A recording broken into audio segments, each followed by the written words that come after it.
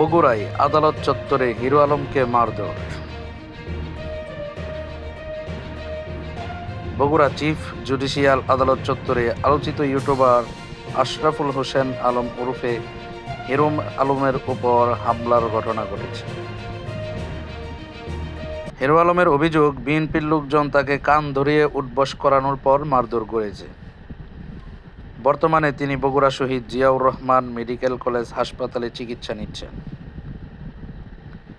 জানা গেছে, রবিবার সকালে তিনি বগুড়া চিফ জুডিশিয়াল ম্যাজিস্ট্রেট আদালতে একটি মামলা করতে গিয়েছিলেন।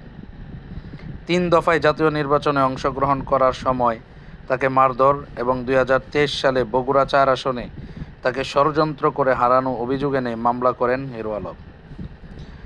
হাসপাতাল থেকে বলেন, আমি মামলা করে নিচে আসার পরে বিএনপির একটা দল আমার উপর অতর্কিত হামলা চালায়, আমাকে কান ধরিয়ে উঠবস করায়। এরপরে আমাকে কিল ঘুষি মেরে মুখে ও মাথায়, বুকে ও শরীরের অন্য জায়গায়ও মারে। তাদের অভিযোগ, আমি নাকি কোনো বক্তব্যে তারেক জিয়াকে গালিগালাজ করেছি। তিনি বলেন, আমি কখনো তারেক রহমানকে গালিগালাজ করিনি। তাদের কাছে কোনো প্রমাণ থাকলে আমি আবার জুতার মালা গলায় দিয়ে ঘুরব।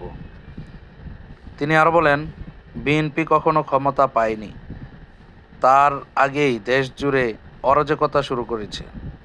আমরা আন্দোলন করে এক স্বৈরাচার তাড়িয়েছি কি আরেক স্বৈরাচারকে ক্ষমতায় আনার জন্য? বগুড়া সদর থানার সাব ইন্সপেক্টর রহিম রানা বলেন, হিরো আলম মামলা করতে এসে আদালতে মারধরের শিকার হয়েছেন, এটা আমরা শুনেছি, কিন্তু এখন পর্যন্ত কেউ আমাদের কাছে এ বিষয়ে অভিযোগ দেয়নি।